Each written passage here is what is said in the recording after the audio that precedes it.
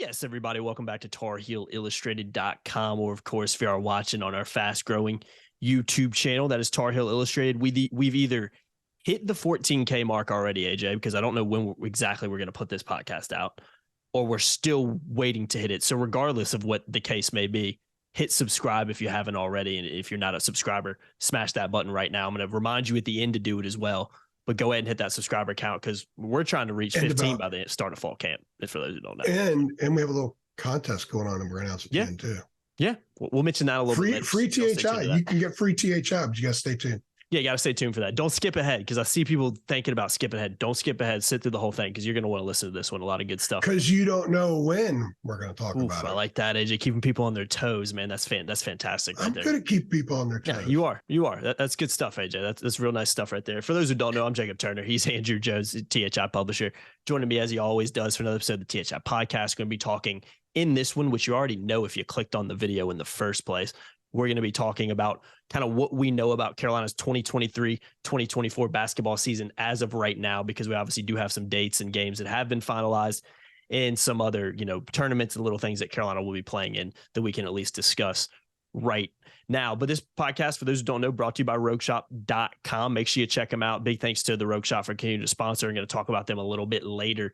You can find out too, if you stay tuned, how you can save on your next order at RogueShop.com if you stick around for a little bit. So make sure you do that. And again, we'll hit on that and the THI giveaway a little bit later in this podcast. So AJ, looking at what we know right now, you put a piece out earlier this week talking about what we know about Carolina's schedule at this very moment.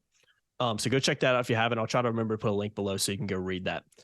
We'll start with some of the early games in the year that have been finalized as of right now. So the two that we know, November 6th against Radford, I believe that's to open the season. Correct me if I'm wrong on that one. Yeah. And November 17th at home against UC Riverside, a bit of a different opponent coming all the way from California. I don't remember them playing them. They haven't been D1 very long, so I don't think I don't remember that either. I know they've just moved up to D1. And then you've got the battle for Atlantis early on in the year as well, where Carolina could play, Villanova, Michigan, Arkansas, Memphis, Oklahoma, Stanford, and Northern Iowa are the teams, including North Carolina, that are in it right now. So for the podcast purpose, AJ, I'll start with these three kind of not games, but first two games that we know of right now in Battle for Atlantis. We'll talk about these first, and then we'll talk about the rest a little bit later on. So when you're looking at this, again, Radford, UC Riverside early in the year, you expect Carolina to win those games, especially being at home.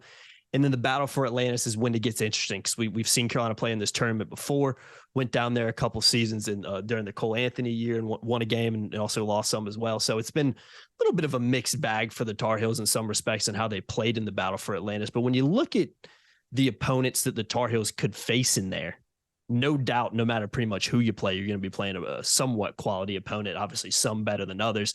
And obviously the matchup with Michigan in there with Caleb Love going there adds a little spanner in there too. They could be very, very interesting. So when you look at these, this part of the schedule that we know so far, give me your thoughts and kind of reactions from some potential matchups and who Carolina's definitely going to be playing early on. Yeah, there'll be at least one non-conference game between Radford and Cal Riverside. Yeah, that's an 11-day gap in between those two games. So and by the way, here's something for you. I know this total geeking out here on this, but Radford and Cal Riverside, they're both nicknamed the Highlanders. I was gonna say I was gonna say the Gauchos for UC Riverside, but I'm thinking of another UC team. For all my peeps up in Northern Virginia, where I'm from, they might think of the McLean Highlanders too, McLean High School. Mm-hmm. I think I'm thinking of UC Santa Barbara. That was the first Highlanders I'd ever heard of. And of course, growing up in Virginia, heard a lot about Radford Highlanders, but Riverside's the Highlanders too, which is interesting. But there'll be a game in there. What I do think, I don't know when these games were set up. I really don't, but it's interesting that both of them won 20 or more games this year. So Radford actually advanced a couple of rounds in the CBI where they were eliminated by Charlotte. And ended up winning the tournament as well. So yeah, Charlotte won the tournament, right? Yeah. Riverside won 20, 21 games, something like that. So my guess is, and I did not look this up, I probably should have, but I've been so swamped with so many things, I just didn't do it yet. But I would bet you that both of them had NET rankings in like the mid 200s at the lowest. So the reason this is important is because if you're looking ahead at trying to manipulate the NET, which was an issue for North Carolina this past year. It's one of the reasons Tar Heels didn't get in the tournament. Mm-hmm. Then if you're beating teams that end up in the 250s, if they're your patsies, as opposed to teams that are 320 or 330, it actually helps your NET down the road. So I think there are also games against confident programs because they've won a lot of games this year. So you're going to get pretty competitive clubs coming in, and it'll be good for a new Carolina team, a lot of new parts. So they'll be a little bit challenged, but they're also games they should handle. I would imagine that other game that would be scheduled in between would be similar to Radford and Riverside. And by the way, they have 2 more games still to schedule, and two games outside of the locked in stuff they have, like the ACC SEC challenge, which there's no longer the Big Ten challenge. So we don't know the opponent yet, but that game slot is locked in. So they have 2 more slots they could fill. My guess is they do them both with non-power programs along the lines of Radford and UC Riverside. So that's a good way to get it going. They should get 3 wins before they head to the Bahamas, but they haven't done well in the Bahamas. Remember the 15-16 team went out there and just didn't play very well. And then a couple of years ago when Armando, this will be his second trip to the Bahamas in a regular season. He had one of those off-season, those August trips as well. He actually had one of his best games against Oregon in that tournament. So they beat Alabama. I can't remember if they beat Oregon or not.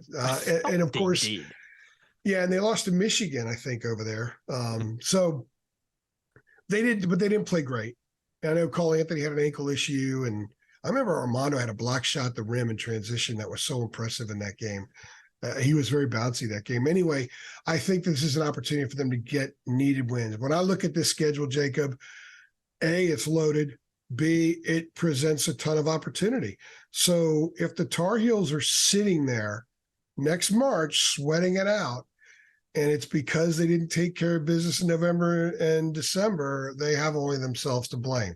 There are going to be some really tough games coming up, but also games that give them tremendous opportunity to really load up on their resume and set themselves up for not having to sweat it out on Selection Sunday. Because the reality is, and I know this is cruel reality, but it's the truth.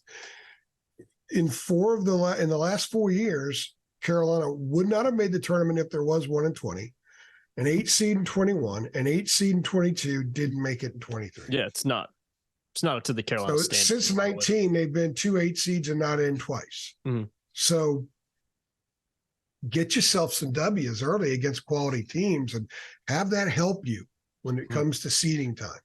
Especially with that's especially with how up and down the that. ACC's been. You need to rack up some of those wins in the non-conference, because sometimes you don't really have the opportunity to boost your resume as much, like we saw last year in ACC play. I mean, that's if they play Michigan, how many? I need it, AJ. I tweeted out the day Caleb Love left. I said I need that game. I need it. I don't want that. I need it. I think it would be fantastic to see that. I don't want that. I'm surprised you don't want it, AJ. It's a journal. Well, I don't want it. Kind of thinking it's interesting. Okay, there's 2 ways to look at it. I think just human, AJ. I don't want to see all the crap that Caleb's going to get.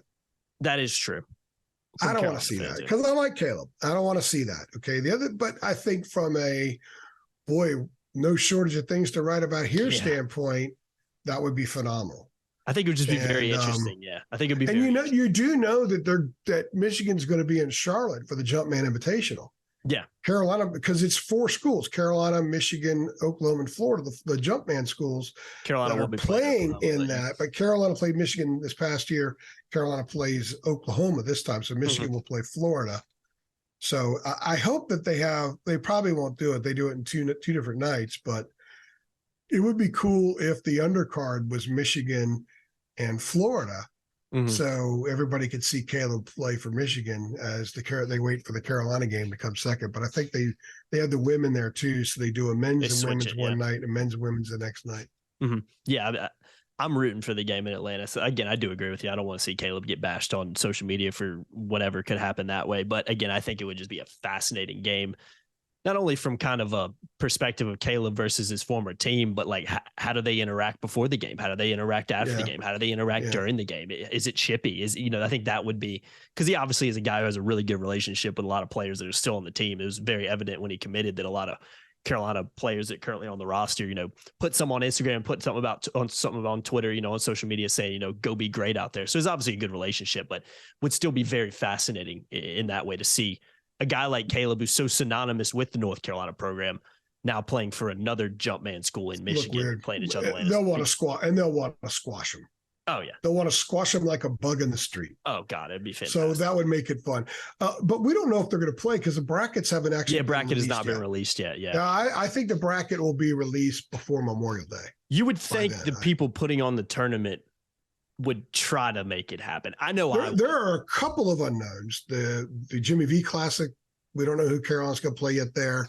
And we still don't know the opponent for the ACC-SEC, the inaugural ACC-SEC challenge. We don't know the opponent there either. So there's still some unknowns. But I think by Memorial Day, we'll have all those questions answered. Yeah, I believe so as well. Moving ahead a little bit, CBS Sports Classic, kind of the next one on this list, Kentucky.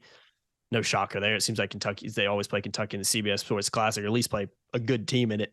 Neutral site venue for that one. You mentioned the Jimmy V Classic at Madison Square Garden. Opponent still to be announced. I'm sure it'll obviously be a good opponent. Jumpman Invitational in Charlotte, Oklahoma. We mentioned that earlier. Carolina will be playing. Obviously, Michigan and Florida will be there as well. And then ACC SEC Challenge opponent still to be announced. I would assume, as they always do, Carolina will get one of the better SEC teams, because exactly what would always happen in the ACC Big Ten Challenge. They get, some of the better Big Ten teams. So expect a good opponent in there as well. AJ, real quickly, I'm going to read some ACC stuff that we know as of right now. Home and away, Duke, NC State, Clemson, Florida State, Miami, and Syracuse. Teams they'll be playing at home only: Louisville, Notre Dame, Virginia Tech, Wake Forest. And away only: Boston College, Georgia Tech, Pitt in Virginia. So another trip to Charlottesville does await the Tar Heels this coming year, which I'm sure Carolina fans will be ecstatic to learn about, as they'll have to go up there and try to win a game in Charlottesville once again. But, I think, again, you're looking at this schedule. I know it's early. We don't even know all the opponents yet. For me, as someone who covers Carolina, I'm automatically going to assume in these games, in these tournaments, whatever you want to call them, Carolina is going to get the better team or a really good team. That's just traditionally what happens. They're not going to get in the SEC Big Ten Challenge, not going to get the worst team in the SEC. That's just not what happens in these things.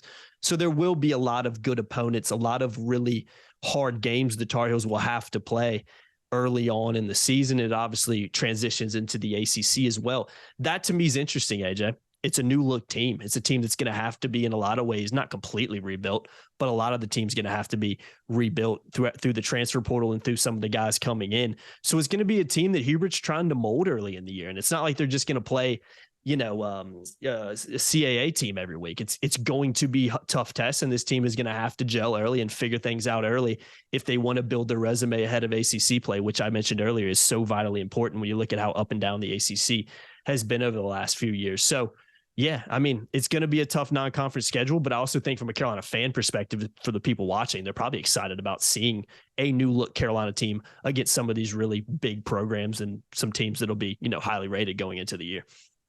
Yeah, I could almost assure you that it won't be Kentucky in the ACC SEC Challenge, because especially when they're already playing them. Yeah, because they have them there. So that would be kind of a waste. And they play Kentucky in the CBS Sports Classic. It's a round robin. It's Kentucky, Carolina, UCLA, Ohio State. They've been playing it since 2014. So they just rotate who they played. They were supposed to play UCLA 2 years ago, and they backed out right before that weekend, and Carolina ended up playing Kentucky and got clobbered.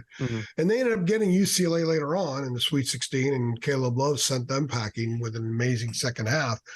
So what we don't know is we don't know where the CBS Sports Classic is going to be just yet, which is kind of odd. Good point, yeah. So its previous sites, so I've covered all of them. It's been in Vegas 3 times.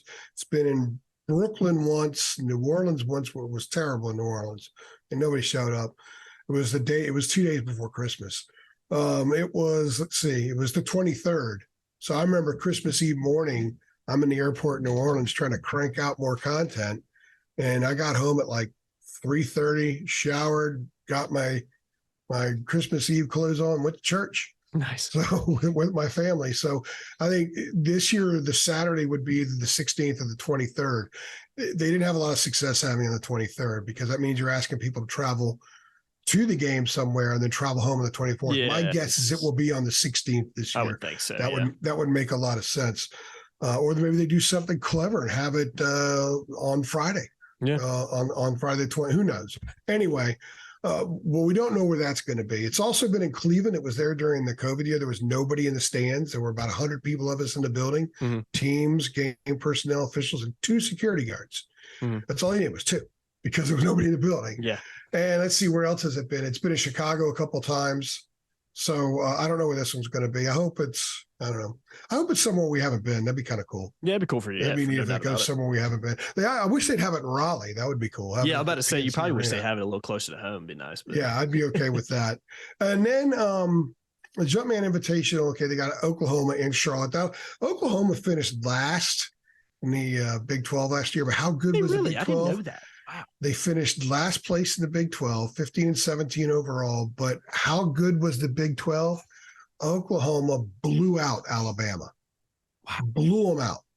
So that'll be interesting to see how that game goes. I do think that is one of the more winnable Power 5 non-conference. Yeah, I think so as well. Yeah, at least on paper. And the ACC SEC Challenge, going back to that because I mentioned they probably are playing Kentucky.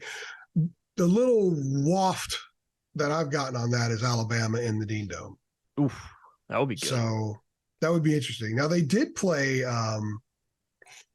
So they played Alabama in a home and home back in about 30 years ago. They played Alabama last year as well. Back when Dean used to play home games for players like near their home, and Pete Chilcott, I think his dad was a professor at the University of Alabama. Oh, interesting. And he's from right there. He's right there in Tuscaloosa. And Carolina played there on a weeknight. Alabama came in the Dean Dome as well. They played a home and home. So I don't know for sure. So don't quote me on that. People will quote me on it, and that's not so. But that's the waft I'm hearing. Either way, I think this is going to be cool because it's fresh and different.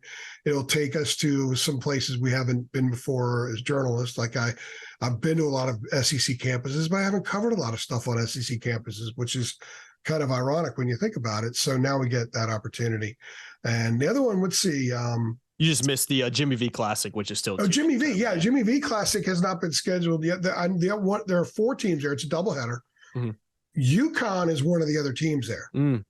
But I think it's going to be UConn versus somebody in North Carolina versus. I think the doubleheader is the UConn attraction and the Carolina attraction, and that's at Madison Square Garden. Yeah, Hubert says he wants to play at MSG every year, so that's their MSG game. And so I haven't heard nothing about who they might play, but it'll be good opponents. Oh, yeah. And they got UConn. So defending national Carolina in one game, UConn another game, that will sell out Madison Square Garden. No problem whatsoever. Oh, yeah. No, there'll be a big crowd up there for that one. I would love to see, a Big 12 team in there. I don't want to see Kansas against Carolina because I've seen that a lot, but I don't know. It'd be kind of cool to have maybe, who else is Kansas State? Carolina played them they played them a few years ago in Kansas City in a tournament there. Yeah. Well, you can't have actually, it'll be really cool is an ACC Big East doubleheader. Have Carolina play someone like Providence, Creighton, Villanova, and have UConn play. That would be good, yeah. Play UVA or play. That'd be cool if it was Duke. That doubleheader would be great. I don't think they would do that. But that won't happen. But play someone like UVA or Miami. Yeah, or team like that. They already did the Miami thing. FSU, maybe resurgent, who knows? Virginia Tech, whatever. I think that'd be cool. I like doubleheaders. I know that there used to be a doubleheader in Atlanta where like South Carolina would play Georgia Tech and Clemson would play Georgia. I think that happened a couple of times. Things like that would be neat. Yeah, I'm just rambling right now, man. No, I mean, I agree. I think if you can bring some of those teams in, especially that had, especially a UConn and something like that, make it maybe conference orientated as well, where you're playing another Big East opponent, because you don't really see Carolina play a lot of Big East teams, and it's a solid conference, a lot of good teams in there. It's a power conference. Yeah, there's 6 power conferences in basketball. If it's me, I'm locking up that Creighton matchup because I know Carolina fans would just be that you talk about I don't know about 2 fan bases that hate each other, but a Carolina fan base that can't stand Creighton, I think that would be a pretty interesting one. I think that'd be a great home and home. Yeah, I think so too. I would love to see that. And that's why I want the ACC needs to go back to an 18-game schedule. Since we're talking about it, they need to go back. One of the problems that the league faced this year was that they didn't have enough opportunity. Now, the league sucked outside the league. They had a lot of terrible losses, but they didn't have many opportunities for really good wins because the schedule wasn't as good. The league used to historically play really tough non-conference schedules. Yeah. But when you've got 20 league games plus your conference tournament and you're locked in previously the ACC Big Ten Challenge and now the ACC SEC Challenge, it doesn't give you a lot of flexibility to sort of craft a schedule that A, helps your team grow, B, gives you a chance to enhance your resume. And I think that's one of the problems with 20. 20 is just too much. I know that when, Roy was at the helm when that came out, and that's what he said. He says too much. I agree. Conference games are a grind. It's just too much. And you hurt the league. Everyone's guaranteed more losses because of the added conference games. So I would like to see them scale back to 18 or maybe even 17. I know that most people don't do odd numbers for conference games, but there's no rule that says you can't do that. You don't need to have anybody that's exactly 500. You're either, 8-9 or you're 9-8. Yeah. Instead of being 9-9, if it gives you a little bit more flexibility to help the conference, I think you should do that. And that would then bring back some of these home and homes. Remember the Gonzaga home and home, how great that was? That's what fans want to see. We need more of that. Not just the neutral site things. We need teams in the buildings.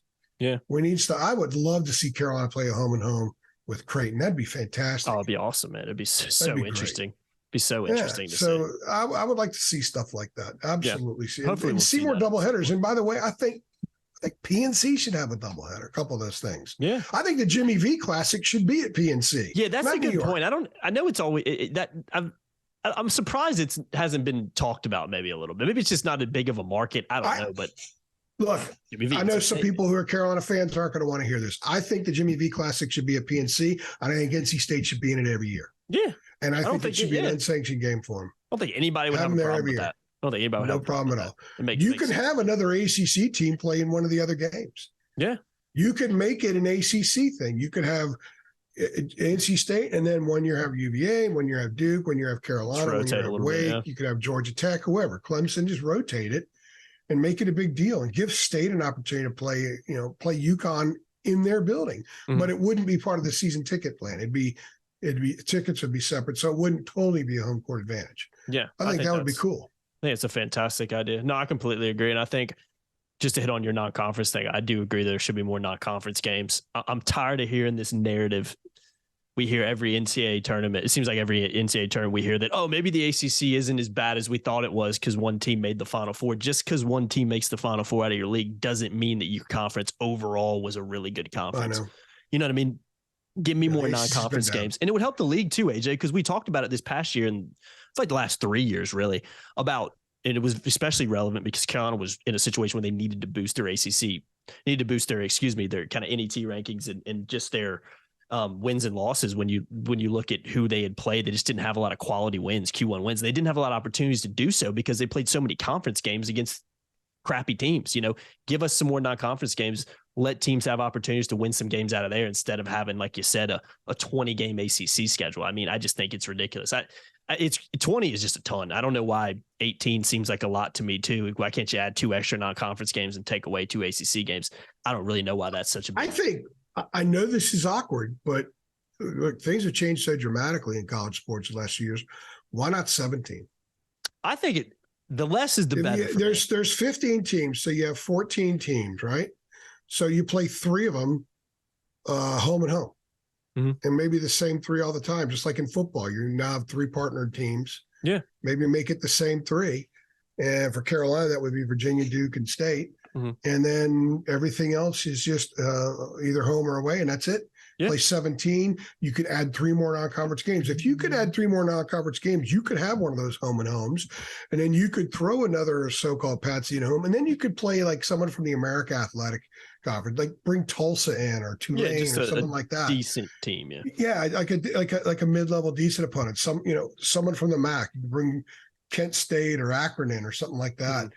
I think that would make it more interesting. I think it'd be a better schedule for everybody, and it would be more interesting, I think, for fans as well. Yeah, it gives you opportunities to see different teams, different programs than you just normally see. And I think it'd be good for the league. The league would win more games, get more teams in the tournament. No, I couldn't agree anymore, AJ. I really do. So that's kind of what we have for the schedule right now, guys. Again, there is I'll put a link below to where you can kind of read a little more of a write-up that AJ put on it. And obviously throughout the offseason, we'll see some of these things be finalized. And once the schedule is officially released, we'll do a podcast on that as well. We kind of go in depth on our overall thoughts about it. So AJ, real quickly, because we're about to wrap this one up, I know you've got a promise here in a second about a little bit of a giveaway we're doing. So hold on just a second, because I want to give a sponsor or a shout out to our sponsor that I mentioned earlier in the podcast. That's the Rogue Shop. Check them out, rogueshop.com. Specialized top shelf family grown hit products. They've got everything you need, and it's all really, really high quality stuff. Make sure you use the promo code Tar Heels 10 to save on your order. Link is in the description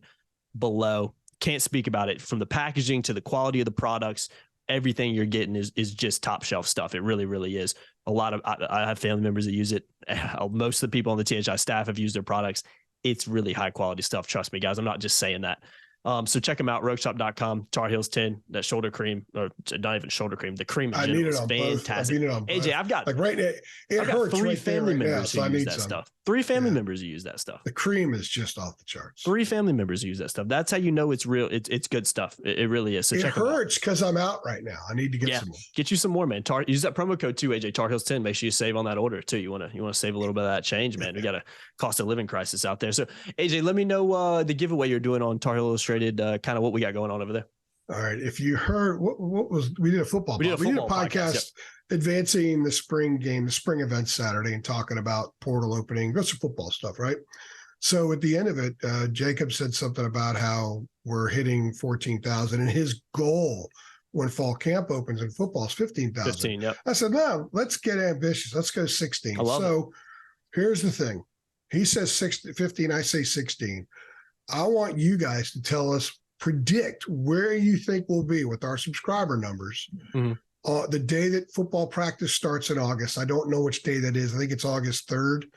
But whatever the number is that morning when I wake up, whoever's closest to it will get 6 free months of THI. That's big time. So, and if you don't win it, then you can subscribe for just $8.33 a month, and you can be a Carolina Insider too, because only so much goes out here on these podcasts or is free content on our site. So send us a DM on Twitter at Heel Illustrated, no link S below. In the middle, at Heel Illustrated, link below, and let us know what you think, what number we're going to be at. So it's between 15,000 and 16,000. I'm ambitious. I'm ready to rock. We have some plans about some new stuff we're going to do at THI this off season, and here on the channel and on the website. I'm very, very excited about that. You're going to see a lot of us on this channel, and you're going to see some interesting content and some tweaks that we're doing to the site and even our Facebook page too. And Trey Scott's going to take that over and just do an unbelievable job with that. So we're going to be hitting people in a lot more areas. So my goal is 16,000. So wherever you think we're going to be, the day football practice opens, send us a DM with that number, and the closest person who gets it will get 6 free months of THI. Simple as that. It's worth it, man. The message boards are on fire right now. I really wish people who aren't signed up, because there's people who watch this know that they are premium subscribers. They are involved on our message boards. They know all the intel that gets dropped on there. But I really wish people could just understand the amount of intel that goes onto our boards that we do not say on these podcasts, because we have a loyal subscriber base that pay their good, hard, earned money to get this insider information. We can't just give it out for free, AJ. This is a business, man. We don't do this for fun. You know what I mean? We do enjoy what we do, but we're not just doing this as a hobby. I do it for fun, but I'm not independently You got to make a little money. At the end of the day, or you wouldn't be able to do it. So it's our career. So sign up, guys. Well, and one of the things, we're obviously pushing our own stuff right now, and it's rather shameless, but that's part of business. You turn on TV, you see commercials. So one of the things that we actually do a lot of is we interact with our subscribers, our members on our site. I actually had some content goals this morning that I never got to, because I spent the whole morning talking to people, communicating with people on the site. A lot of the stuff we're talking about today are the changes coming to the NCAA that I know a lot about what's going on there. Some of the things involving the tampering with recruits, because I know I have absolute information that some of the North Carolina football and basketball players have been tampered with by other schools. So a lot of discussion about those things. And obviously with the basketball portal stuff, a lot of discussion about Jalen Withers and Hubert's vision and other things. But that's a place where I can put a lot of content, a lot of information and intel that I'm just not going to put out here. And that's one of the advantages of being there. So if you get the number right or you're closest to it, you get access to that for 6 months. And if you don't, you can still access it. It's entirely up to you. It's like the cost of a number 2 in the drive-through, and boom, you've got all that information. Heck, we even got some transfer portal commitment podcast already recorded. That's, we've got some intel that if you were a part of the boards, you know exactly kind of what we're talking about. That's why you sign up, AJ. That's the benefit of it. Again, I know people just want stuff for free in today's world. I'm guilty of it at times, but nothing's free. It's free. A business at the end of the day. I think ideally it would be great if we could just tell everybody what's going on. But again, this is a business. We got to stay afloat to be able to do what we do. It doesn't work like that. Yeah. The guys that say, well, I'll just get it somewhere else for free. No, you don't. No, you're not. Not even close. No. I look at that stuff and that's fine. A lot of people do solid stuff out there, but we have a track record. Yeah, completely agree. That. Yeah, completely agree, AJ. I'll go ahead and wrap it up on that note right there. I'm Jacob Turner. He's Andrew Jones. Appreciate y'all watching as always. Make sure you like, share, subscribe, hit the notification bell as well. We'll see you guys in the next one. Thanks.